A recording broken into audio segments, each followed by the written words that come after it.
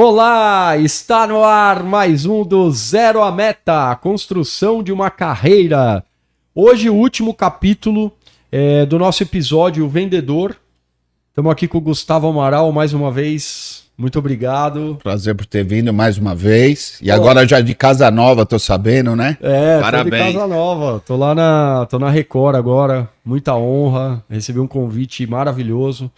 Tô cuidando de uma área bem bacana lá. Em breve nós vamos tomar um café juntos lá. Grande desafio.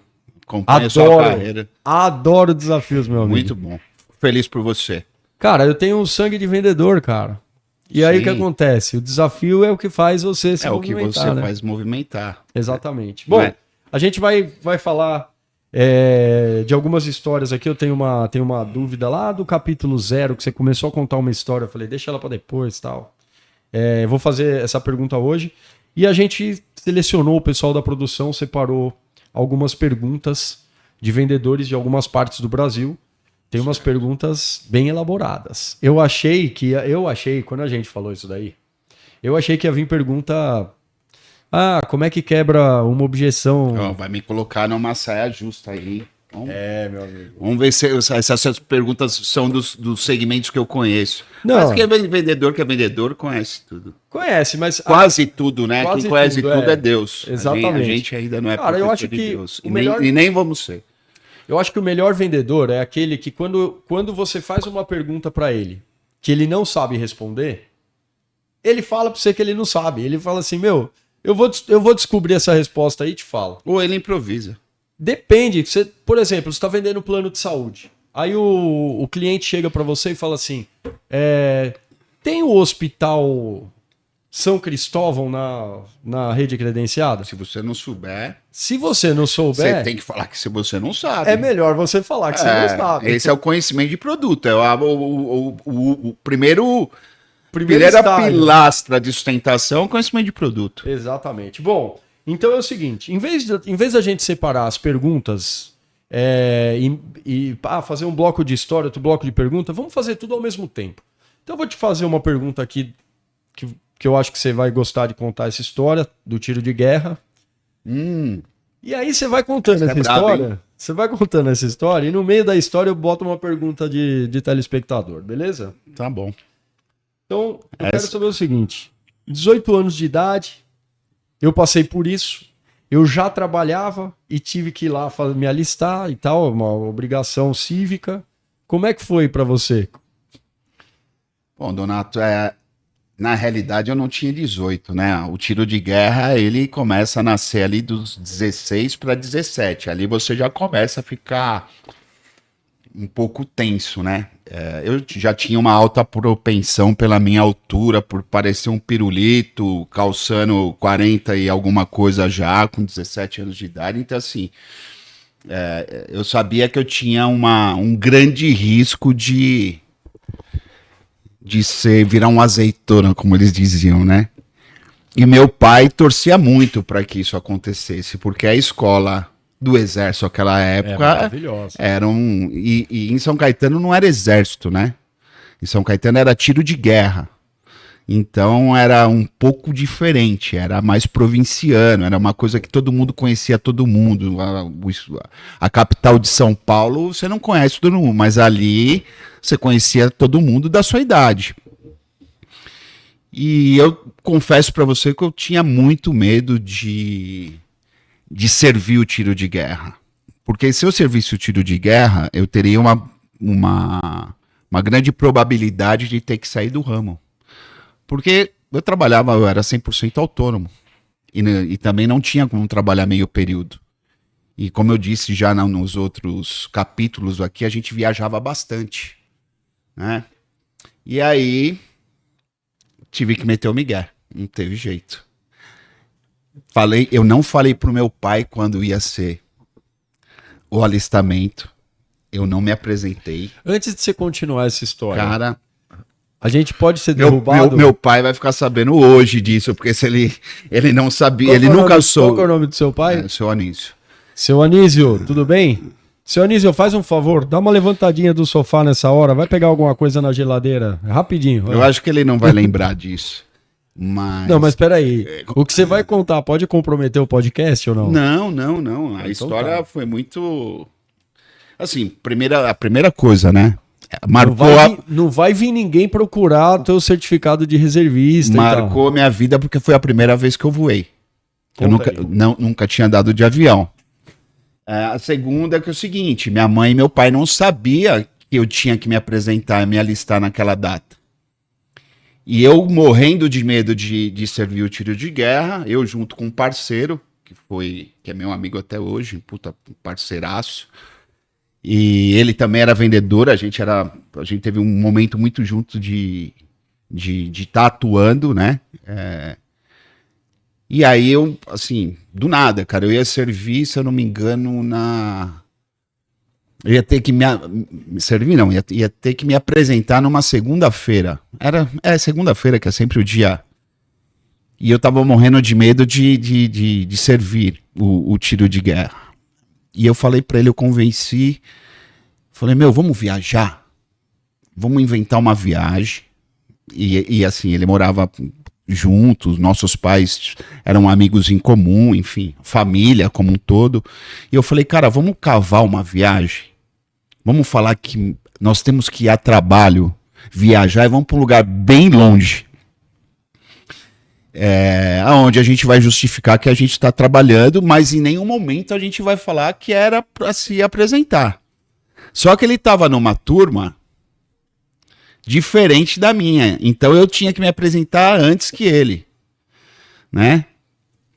Resumindo, cara, a gente entrou dentro de naquela época, 1992, entramos numa agência de viagem, os dois menores de idade, compramos a passagem aérea. Não é possível. Compramos a passagem aérea, organizamos a viagem, isso foi numa quinta-feira, a gente organizou a viagem para segunda-feira. Cara, assim, Pra onde vocês foram, só por nós curiosidade? fomos para Fortaleza. Acabei de voltar de lá. Fortaleza, Que lugar cara. incrível. Então, o primeiro dia foi assim. A gente chegou no centro de Fortaleza. Dois moleque, 17 anos. E a gente tava entrando num hotel. A gente não tinha hotel, não tinha nada. Onde a gente chegava na nossa cidade como vendedor, a forma que a gente ia pro Rio de Janeiro, em Brasília, enfim. E a gente entrou, sabe aquelas bocas de porco do centro? Que é sempre assim, os hotelzinhos de... Caindo os tetos. Pensão.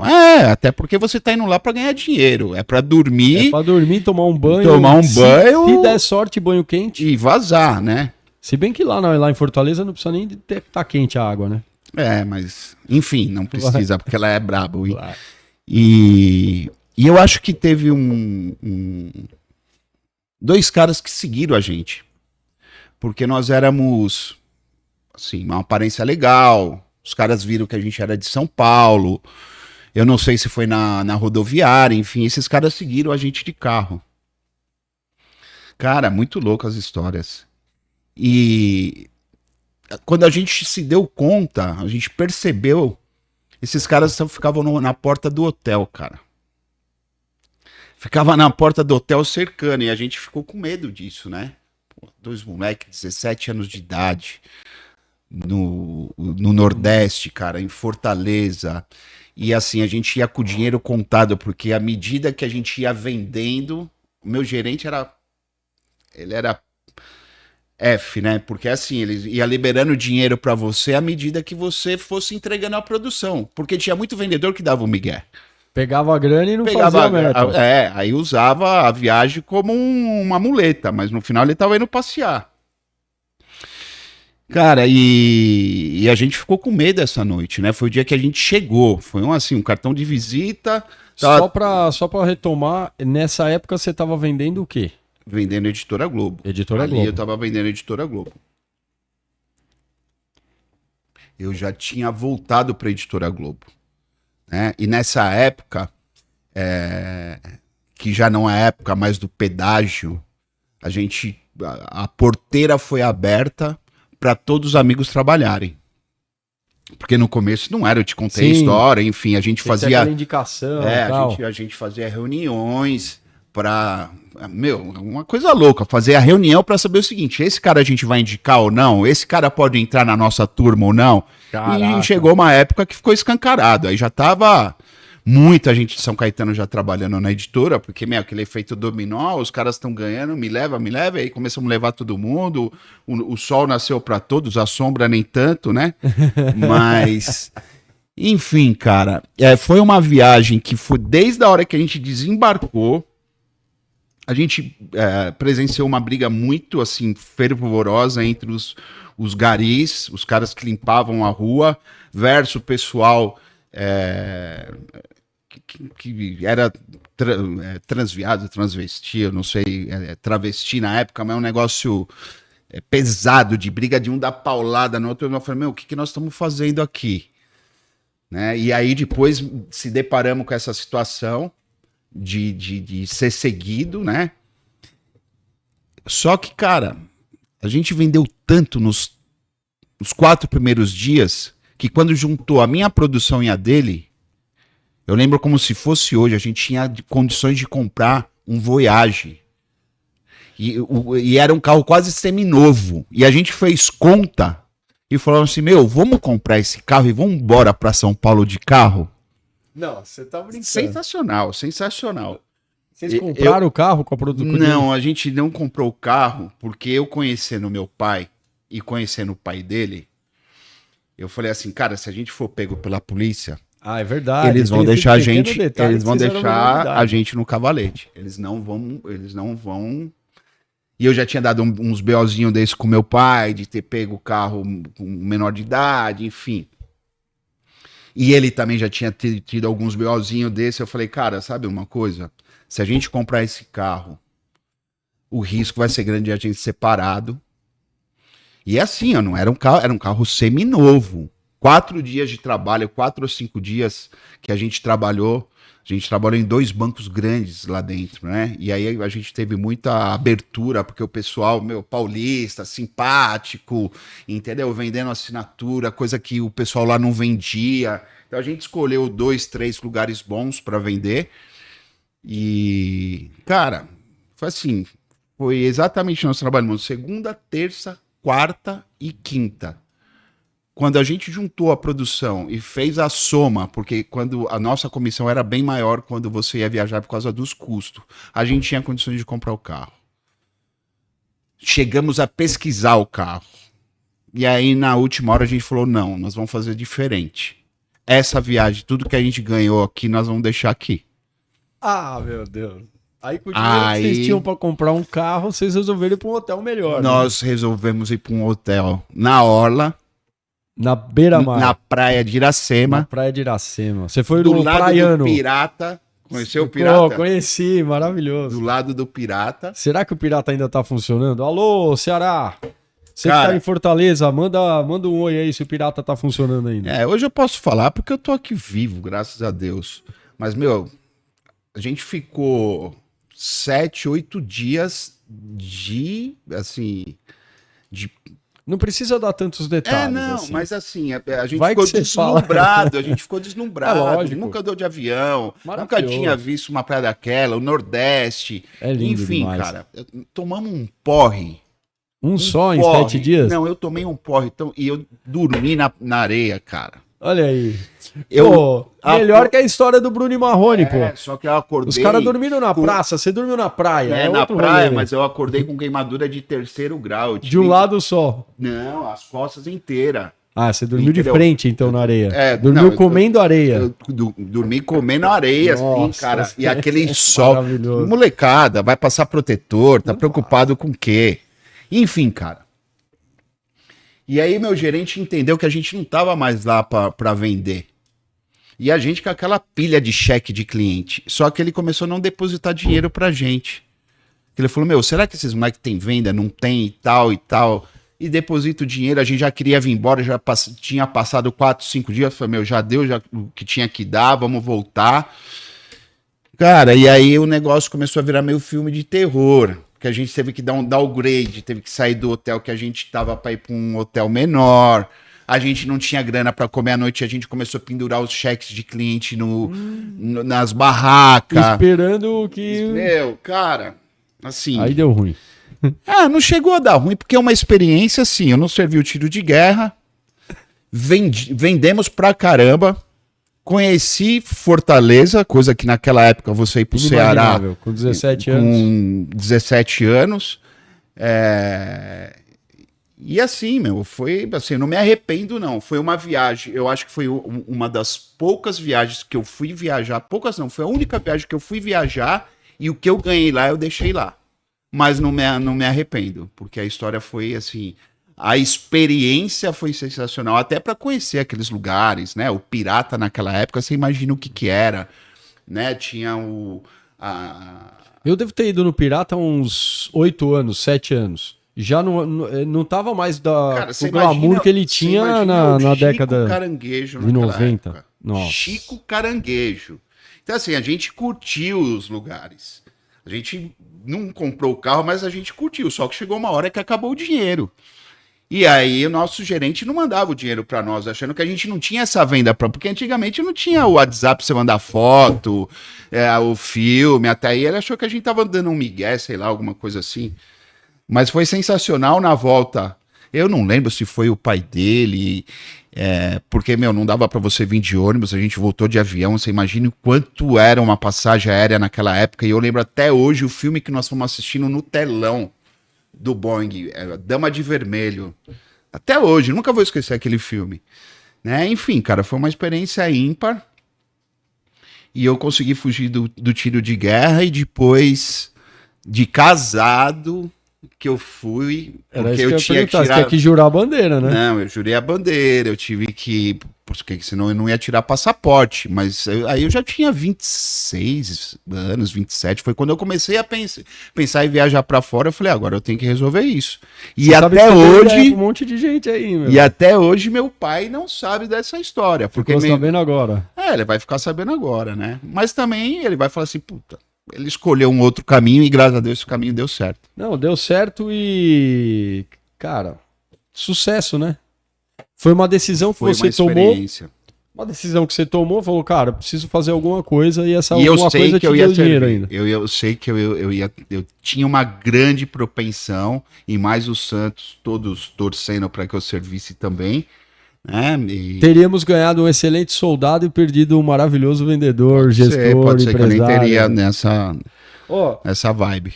E aí você me falou então que você chegou lá em Fortaleza e vocês saíam falava pro teu gerente que você tava com tudo armado, mas não tava. Você chegava no lugar e ia prospectar, ia abrir os lugares. Sim. Só dentro da Caixa Econômica Federal. Você pode falar essa marca? Pode, né? Posso, não tem problema nenhum. É federal, né? Não é privado. Então, é isso que é o... mas nem não vamos entrar nesse mérito. Mas era assim... Ceará, Fortaleza... Hoje todo mundo conhece, mas já era uma grande metrópole. Sim. Né? E você pensa que que lá atrás só tinha um pessoal de baixa renda? Não, você tem o de baixa renda, mas você tinha o de alta renda. Né? E a gente sempre pesquisava onde a gente vai trabalhar, que órgão público, era aí que eu queria chegar. Bom. Você fazia uma pesquisa. Sim, a gente mapeava. Mapeou, falou, agora vamos fazer o ataque. É sempre assim. Banco, privado, fórum, lugares que o poder aquisitivo, porque, volto a dizer, né, como eu já disse em outros capítulos, a assinatura de revista era uma coisa luxuosa. Não era pra qualquer um. A pessoa falava assim, não, eu assino a Veja, eu assino a Marie Claire, eu assino... Qualquer revista dava um prestígio. Um status, né? Então, a gente ia aonde o pessoal queria prestígio, né? Então, juntava o carisma, nossa idade, o pessoal ficava com dó, né? Comprava por dó também. Olha, esses meninos vieram de São Paulo. Vamos comprar uma assinatura. Maior papo furado. Nossa, a gente pegou o ônibus, ficamos aí na estrada 6, 7 dias. Comemos marmita gelada. É nada, nós fomos de avião. Tudo gatão. Ó, deixa eu te falar. Tem uma pergunta aqui do Otávio, de Maringá, 38 anos, vendedor de consórcio. Ele não especificou se é consórcio de carro. Bom, quem vende consórcio de imóvel, vende de imóvel também, né? Quem Na vende maioria das consórcio, vende consórcio. Se o cara vezes. Então, olha a pergunta for dele, ó. bom, basicamente, eles... Com o volume crescente das informações, eu vou dar uma simplificada aqui na pergunta. Com o volume crescente das informações e a dificuldade de captar a atenção dos possíveis clientes, que estratégias de prospecção que você acha que podem ser aplicadas ao mercado atualmente? Você acha que as mais óbvias e as mais comuns elas ainda funcionam? Ou a gente tem que ficar reinventando a forma de prospectar? Basicamente essa pergunta. Excelente pergunta, porque isso serve para minha equipe, e não só serve para minha equipe, como a gente pratica isso aqui em reuniões semanais. Eu vendi consórcio, eu acho que eu esqueci de falar, eu tive uma breve passagem por consórcio, porque de fato a idade que eu tinha para me vender consórcio não gerava credibilidade, porque o consórcio, você sabe que ele é um produto brasileiro, né? É brasileiro? É brasileiro, o consórcio sério? foi feito aqui, né? Que legal, Se eu não me engano, por um grupo de japoneses, né? Eu não lembro direito a história, mas Pô, que legal. lá atrás a gente já aprendeu isso. Então, você imagina o seguinte, a pessoa comprar ou colocar e apostar o seu dinheiro num grupo de pessoas para depois criar um mecanismo para sorteio, gerando credibilidade sem... naquela época, eu acho que o Banco Central não dava a garantia como dá hoje para as grandes companhias. Mas eu vendi um pedacinho, um tempinho, eu vendi consórcio, mas sempre gostei de consórcio, né? E quando nós abrimos a corretora, a gente começou a vender consórcio sem muito foco, e hoje o consórcio é muito importante aqui para a gente. Quer dizer, o consórcio hoje ele é importante para o Brasil. Né, a taxa de juros... É uma forma muito interessante de você adquirir um bem, né? É o menor custo que tem para você adquirir É o um menor bem. custo. Você vai pagar hoje, num financiamento, uma média de 15% ao ano, à medida que você vai pagar no consórcio, em 18 meses, os mesmos 15%. Sua carta corrige, conforme o bem que você está comprando. Tem muitas companhias que te isentam da taxa de contratação, de adesão, né? Como esse mês aqui você tem 50% de desconto nas parcelas e só depois da contemplação você vai pagar essa diferença. Então, assim, eu sou suspeito para falar de consórcio, porque o que eu falo, eu não vendo nada daquilo que eu não compro, então eu sou um consumidor de consórcio. Tudo bem, mas isso tudo que você está me falando está partindo do pressuposto que esse prospect está na sua frente. Ele está falando com você, para você poder dar essas informações. Todas essas informações, porque eu me coloco como exemplo. E a pergunta-chave que ele fez é o seguinte: os modos operantes, a mecânica é a mesma? Eu falo que a mecânica mais funcional hoje é aquela que a gente usava, que é o tal do FQB. O que é o FQB? Eu acho que eu já contei isso para você. Não sei, vai. E eu preciso vender um consórcio para você. Eu vendi um consórcio para você, você trocou de carro. Você viu que o negócio é sensacional. Eu vou só falar assim, Donato, eu preciso de 3 indicações. Ah, sim. E à medida que você foi, porque aqui a gente não é só venda de consórcio, eu acompanho a carteira para ajudar o cliente a ser contemplado, porque hoje você tem contemplação por sorteio, você tem por lance fixo, você tem por lance variável, por lance variável, enfim, você tem várias formas de ajudar a contemplar. Você consegue fazer uma programação, você consegue olhar os grupos, o comportamento. Então, eu acho que, apesar do leads, hoje existe o leads, né? Antigamente o nosso leads era a lista telefônica. E imagina o seguinte, para você visitar um cliente, na maioria das vezes para o cliente comprar um consórcio, como era uma coisa muito diferenciada, ele tinha que comprar em família. Então muitas vezes eu ia na casa do cara e estava jantando, assistindo o Jornal da Globo, para você fazer a venda de consórcio. Mas esse cara que muitas vezes você estava indo lá visitar ele, ele era um FQB, ele era uma indicação, porque não tinha leads, você tinha que fazer... Você tinha que multiplicar o resultado, né? Então hoje você tem os leads, você tem os canais digitais, você tem as redes sociais, você tem... eu conheço vendedor que está trabalhando no Piriri do Norte, entrega a produção para a gente e ele não precisa estar nem sentado no computador, ele precisa ter uma internet e um celular na mão, ele está fazendo um negócio. Ele tem uma carteira digital que ele vai engajando o cara.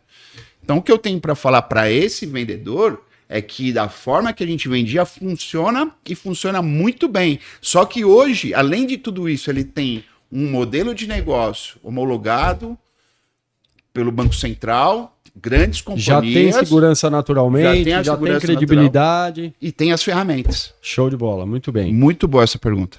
Vamos ver aqui a Marisete de São Paulo, 46 anos, corretora de saúde. Olha que legal. Já trabalhei com bastante corretor de saúde, cara. Tenho um carinho muito grande por esse segmento específico das vendas. Bom, vamos lá. Além da objeção clássica de preço, qual a objeção mais desafiadora que você tem notado no mercado atual? Então, vê só, eu vendi muitos produtos, mas eu nunca fui um vendedor, nunca tive a oportunidade de, na situação de vendedor, ser um vendedor de plano de saúde. E sim, é lógico, minha corretora de seguro, eu vendo, mas não é o meu foco. Certo. Porque o mercado é muito competitivo. É o rouba-monte. Então, o que eu vou responder para ele para ela, Marisete. Para ela. Não, mas peraí, deixa eu só fazer um adendo aqui, ó. Porque, como ela citou aqui que a objeção clássica principal é preço, e essa objeção ela faz parte de vários mercados, eu acredito que ela esteja fazendo a pergunta sobre uma objeção desafiadora do mercado, não do mercado de corretagem de plano de saúde. O que eu entendi atualmente, na sua visão geral, de tudo que você está vendo, tirando o preço, que outra objeção é mais desafiadora? E como que a gente poderia contornar essa objeção? Então, assim, ó, ela fez um apontamento que é muito verdadeiro. O maior ofensor para venda de consórcio é o preço. E o atendimento. Aqui ela... E as redes credenciadas. Então, assim, de saúde, você está falando? De saúde. Tá. Então existe um rouba-monte muito grande, de companhia para companhia. Então você é um corretor hoje de saúde, você vai estar vendendo para mim em menos de 3, 4 anos, mudando de plano 3, 4 vezes. Porque eu vou sempre estar te entregando ou tentando te entregar uma rede melhor, porque cada dia está pior. É verdade. O atendimento privado também está cada dia pior. Cada dia se recusa mais e cada dia está mais caro. Então, onde eu vou pegar? Na parte mais sensível. Qual a parte mais sensível? Preço. Seu preço e sua dor. Porque você vender plano de saúde é vendedor. A pessoa quer um plano de saúde para numa emergência ou numa situação. Então, assim, você vai mexer onde é mais importante da pessoa. É a saúde dela. Saúde, né? E então, assim, eu acho que essas duas frentes você tem que trabalhar como, apesar de eu não ser um grande vendedor de saúde, eu nunca fui um grande vendedor de saúde, porque eu também nunca vendi saúde. Mas essas duas frentes que você tem que trabalhar. O serviço que vão entregar para ela e o preço. Aí não tem muito o que inventar, não. Show de bola. Ó, tem um vendedor de shopping aqui. Eu achei interessante a pergunta dele, que ele fala sobre conexão rápida. Qual que é o nome dele? Vendedor de shopping. José Roberto de Belo Horizonte, 28 anos. Ele vende o quê? Não, só tá escrito que é vendedor de shopping. Provavelmente, não dá pra... Shopping hoje tem de tudo, porque né? O shopping você tem loja e você tem quiosque. Tem uma diferença trabalhar dentro de uma loja e dentro de um quiosque. Mas vamos ver, de repente a pergunta dele serve para eu acho que a pergunta dele tem muito a ver com o que você fazia na venda de assinatura, que é o tete a tete ali, ó. Nas primeiras interações, qual sua arma secreta para estabelecer rapport rapidamente e criar uma conexão autêntica com o possível cliente sem parecer forçado? É interessante essa pergunta. Olha, eu nunca fui vendedor. Mentira, eu também fui vendedor, mas assim, foi um bico muito pequeno que eu fiz de final de ano em loja de sapatos. Mas foi muito pontual isso. Então, mas a conexão que você tem que criar vendendo assinatura de revista no meio de um fórum, essa conexão, esse approach. É totalmente diferente. Mas ele é parecido, não é? Não, porque quando você está trabalhando dentro de uma loja ou de um ponto de venda, você tem que mais que esperar o cliente do que você prospectar e ir até o cliente, né? Tirando o que acontecia em assinatura de revista, porque a gente pescava esse cliente com um brinde. Olha, o senhor já retirou um brinde, o senhor quer conhecer, é uma degustação, e à medida que o cliente recebia esse brinde, essa degustação, você abria uma conversação com ele. O vendedor de loja já tem uma dificuldade maior, ele não pode ficar na porta da loja prospectando o cliente. É onde o vendedor tem que ter uma visão 360 graus. Então, mas olha só, agora a dúvida é minha. Vou manter aqui, José Roberto, legal que você gerou dúvidas. Ó, porque assim, é bem genérico dúvida, loja de shopping. Mas eu tenho uma dúvida. Justamente o fato de você abordar alguém, no caso da venda da assinatura, não faz com que a pessoa crie uma resistência maior do que quando ela entra na loja, por intenção ela está entrando na loja? Em tese, não seria mais fácil para o vendedor que está no balcão ali, esperando a pessoa chegar, não é mais fácil para ele fazer rapport com essa pessoa? Aí eu vou te devolver a pergunta dizendo o seguinte: você acorda querendo comprar uma assinatura de revista, um seguro de vida, ou você prefere acordar querendo comprar um sapato ou uma TV? É mais fácil eu acordar querendo comprar um sapato ou uma TV. Aí, são momentos diferentes. O cliente pode ser o mesmo, mas ele tá com o comportamental dele é bem. Ele sai para comprar um celular, ele sai para comprar uma televisão, ele sai para comprar uma geladeira, mas ele não sai para comprar uma assinatura de revista, ainda mais nos dias de hoje, porque assinatura e ele não sai para comprar um seguro de vida. Entendeu? Então você tem que fazer mais força para se conectar com ele. Muito mais. Exatamente. Muito mais. Então a minha opinião é que eu não sei o que ele vende. Por isso que a minha resposta ela tem que ser mais genérica. Se ele é um vendedor de prospecção, ele tem que ficar muito atento dentro da loja dele. E assim, eu sempre briguei muito com meus vendedores de eles deixarem o cliente passar nas costas dele e eles não abordarem. Ou muitas vezes o vendedor olhar a pessoa pela aparência dele. E tem muita gente... Isso aí dá muito pau, né? Nossa, um dia eu vendi por dono da Argus, né? Ou era Arbus? Arno. Lembra a Arno? Que era uma mega empresa de eletroeletrônico? Sim, claro, que ficava pô. na Avenida do Estado. O cara entrou dentro do stand e meus vendedores viram que ele estava com uma calcinha batida, um sapatinho ali, uma camisa simples, ninguém abordou o cara. Eu abordei ele educadamente. Ele falou: eu preciso colocar na recepção da minha empresa todas as assinaturas que você tem aí. Que legal, bacana. Mas tem algum problema pagar à vista? Não tem problema nenhum se eu pagar à vista. Eu fiz a assinatura, quando eu fui ver, estava escrito não sei o quê. Arno. Aí foi maravilhoso a reunião que eu fiz com os vendedores depois, né? É maravilhoso. Aí eu amassei o gato, né? Porque... E esse, assim... São várias formas de você vender dentro de conceitos diferentes de venda. Então, assim, o cara que está dentro de uma loja, ele tem que abordar todo mundo. Porque ele não está ativo, ele está receptivo, ele depende da pessoa adentrar. Você tinha alguma técnica secreta ali, uma dica secreta que você, quando você queria criar uma conexão rápida, você usava? Lei da escassez. Lei da escassez. Tudo que é escasso, todo mundo quer.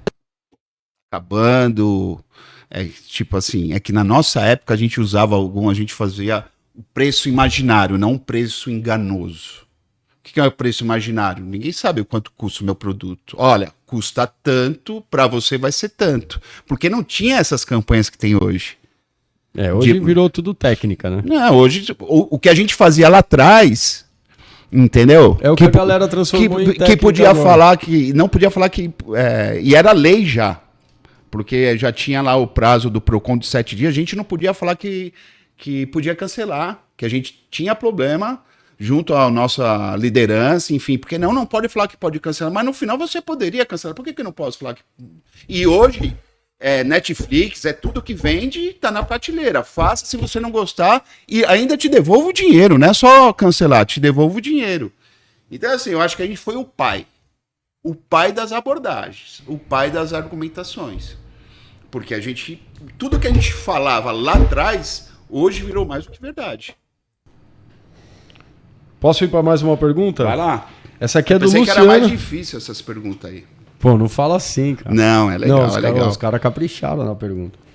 Esse aqui é do Luciano, de São Paulo, 46 anos. Ele é distribuidor de cosméticos. Provavelmente tem uma distribuidora ali. Trabalha em São Paulo, não falou a região de São Paulo que ele trabalha. A pergunta dele é sobre vendas consultivas, né? Como podemos aprofundar ainda mais a abordagem de vendas consultivas, indo além da simples identificação das necessidades? Como a gente pode se posicionar como parceiro estratégico e entregar um valor que talvez o cliente nem soubesse que precisava? Eu acho que isso é basicamente tudo que você fez ao longo da... Cara, você, assim, a pergunta dele já é meio que uma resposta, né? Porque se eu tenho uma venda consultiva, o que eu tenho que fazer com o cliente? Tem que transformar ele no... Eu tenho que acompanhar, não eu tem tenho que que entender qual que é a dor dele para criar necessidade. Entendeu? Então é uma venda consultiva. Você vai pesquisar, não é uma venda de impacto, não é uma venda igual de uma assinatura de revista, de um seguro de vida. Que é no susto, né? Eu vou te dar um exemplo de venda consultiva. Você vender consórcio é uma venda consultiva. Você tem que construir é muito difícil você vender um consórcio na primeira pernada. É segunda, terceira, para depois você criar, ele entender o que é, entender a necessidade, ele entender que uma vez por ano ele pode trocar de carro, ele pode fazer uma alavancagem patrimonial. Então você começa a fazer uma venda consultiva, né? Então eu penso que quanto melhor você montar um planejamento dentro da necessidade do cliente, aí é pesquisa mesmo, né? É pesquisar quem é o cliente, pesquisar qual a necessidade dele, pesquisar qual que é a dor dele, para você criar uma oferta que encaixe. E assim, sempre eu falo, né? A primeira impressão é a que fica. Você tem que causar um grande impacto emocional na pessoa e depois desse impacto manter, né, também. Você vai manter, você vai fazer e depois você ainda vai continuar se relacionando, né? Onde você cria uma carteira de cliente. Muito bom. Gustavo do Amaral, quer fazer suas considerações finais? Quer contar mais alguma história? Quer dar alguma dica? Alguma mensagem para o vendedor?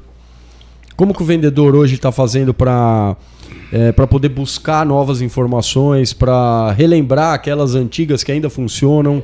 O que você tem para falar para esse público aí? Então, um dos vendedores que mandou a pergunta, ele fez uma pergunta assim muito inteligente. As pessoas acham que a forma de se vender mudou. A essência não mudou. A essência é a mesma. O que mudou foi as ferramentas. Nós não tínhamos as ferramentas que os vendedores têm hoje. Então a gente se superava no DDD. O famoso DDD que a gente aprendeu em 1900 e bolinha.